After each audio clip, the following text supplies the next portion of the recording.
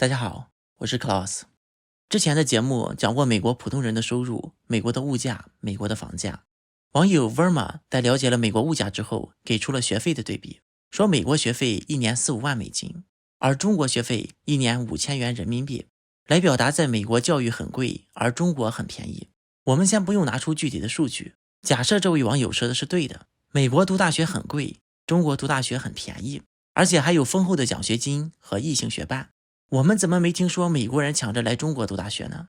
而相反的是中国人挤破头去美国上学，留学生登机延绵数公里，美国政府稍微限制一下中国学生入境，还被中国学生发起集体抗议和起诉。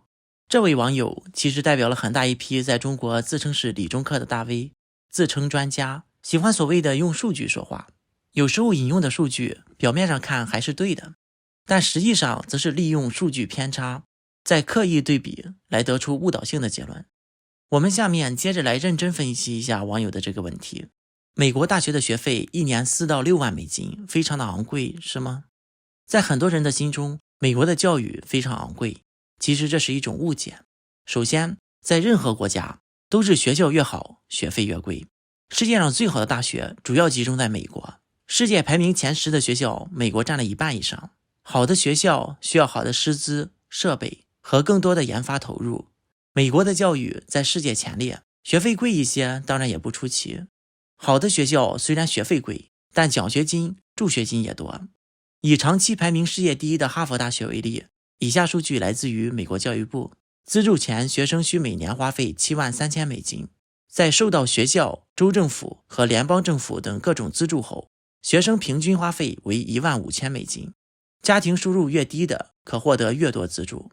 对于每年收入低于美国平均家庭收入75000美金的，实际上的平均花费一年不到3000美金，超过平均收入的花费则大幅提高。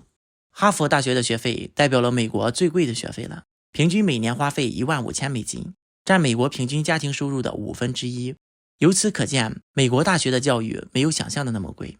我们有这种刻板印象来源于留学生的花费。首先要出国留学，一般都会选择好的大学。美国好的大学一般都是私立的，学费自然也贵。加上美国不像中国那样给留学生超国民待遇，所以很难申请到上面提到的各类补助。不过能进入哈佛大学这种顶尖学府的学生，一般都是能申请到全额奖学金的。当然，大多数留学生还是要自己承担高昂的学费，再加上留学生要自己租房，还要支付餐饮、交通等各种开支，所以一般来讲，中国学生到美国留学，每年花费学费加生活费，平均大概在3到8万美金不等，主要看学校和专业，还有个人的消费习惯。也就是说，美国大学的学费相对于美国的家庭收入不算很贵，但是对于留学生来讲，的确很贵。不过留学也可以很便宜。美国的大学主要可以粗略地分为3类。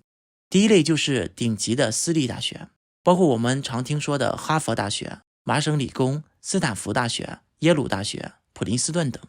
第二类就是州立大学，也就是州政府成立的意思，属于公立大学，排名比第一类稍差一些，不过加州州立大学的好几所分校排名都非常靠前。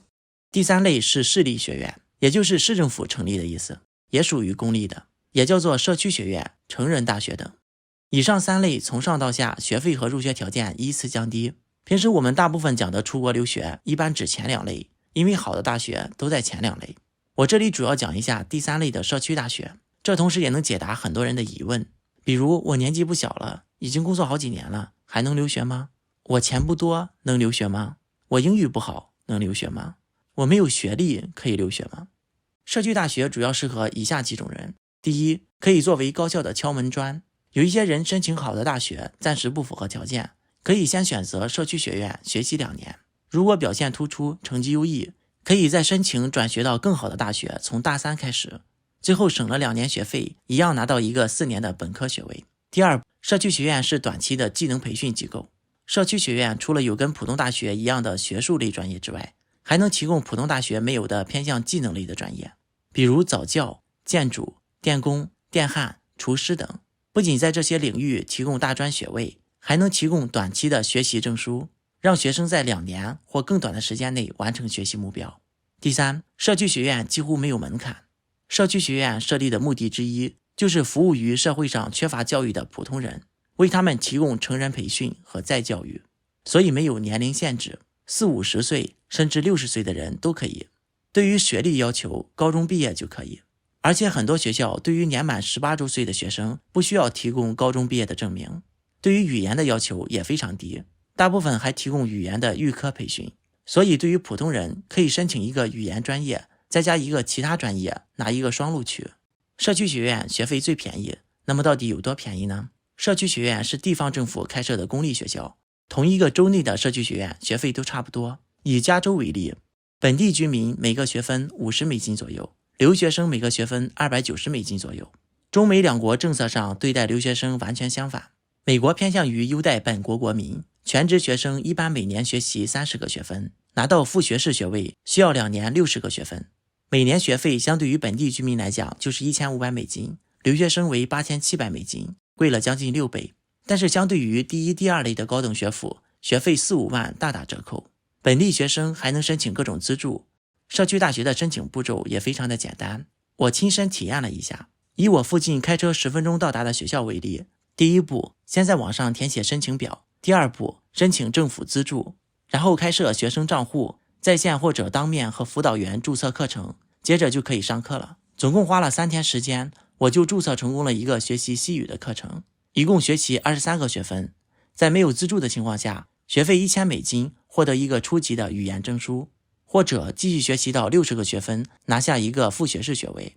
对于条件不是很好的同学来讲，留学社区学院几乎没有门槛，而且学费相当便宜，甚至在半工半读的情况下都能完全支撑。每周可以合法工作20个小时，按照最低工资标准15一个小时计算，每周可以拿到$300，一年50个周，也就是$15000，还不算寒暑假，理论上可以覆盖学费和生活费。当然这会非常的辛苦。另外，美国还有完全免费的学校，不需要申请政府资助，没有任何费用，报名都不需要提供任何证件，只要填一个简单的申请表就可以上课了。这一类学校叫做成人学校，也是由政府出资的公办学校，没有任何的招生条件，不论任何种族、年龄、移民状态等等都可以去上课，只要你能到那，你就可以上课。这类学校提供语言和基本的技能培训，比如英语、公民考试、高中文凭、办公培训、会计等。在我开车30分钟内的距离，有10几家这样的学校。我有一个朋友，现在在华人区的一家成人学校学习英语，班上有40个学生，一个美国老师，2个会中文的华人助教，一个韩国助教和一个墨西哥的助教。他的反馈说老师特别的好，特别有耐心。我敢说整个中国找不出一个对公众无条件免费开放的学校。西方发达国家大体上都差不多，很多公立学校学费不贵，甚至是免费。对于普通人来讲，留学是肉身翻墙最好甚至是唯一的途径。只要你有决心，多做调查，一定会实现你的梦想。好了，下面进入网友互动环节。上期节目我们分析了中国的崛起要不要感谢中共这个问题。网友南韩不是朝鲜，台湾不是中国说，中共从你身上拿走了100元，你很生气的抗议许久无用，后来再给你20元，你就非常感谢共党，居然有钱可以拿，却忘记了这本来就是你的财产。网友 King Lynch 说，经济改革和政治改革就像人的2条腿，经济改革往前迈，政治改革加速倒车，最终只会扯到蛋。网友 Dream Lin 说，现成的桥不需要领导者，路已经在那儿，摸着石头过河，你需要领导者先行，然后领导者说什么就是什么，不听话的推出去淹死，剩下的就越来越听话了，只要没死就会感谢领导者。网友一心周说，原始社会有好的地方也有不好的地方，现代社会也有好的地方和不好的地方，所以原始社会和现代社会是一样的，这就是粉红脑残的逻辑。网友台湾 No.1 说，中国人吸了太多的精神鸦片，这种叫爱国主义的鸦片，一吸就以为自己是赵家人。网友 David 史说，改革开放说白了就是晚清洋务运动 2.0 版，只改经济不改政治，迟早玩完。网友 Sam Happy 说，中国共产党必须不断制造敌人给中国人，一旦没有敌人，中国人就会发现共产党是最大的敌人。好了，本次节目就到这里，欢迎点赞、订阅、留言和分享。我是 Klaus， 我们下次再见。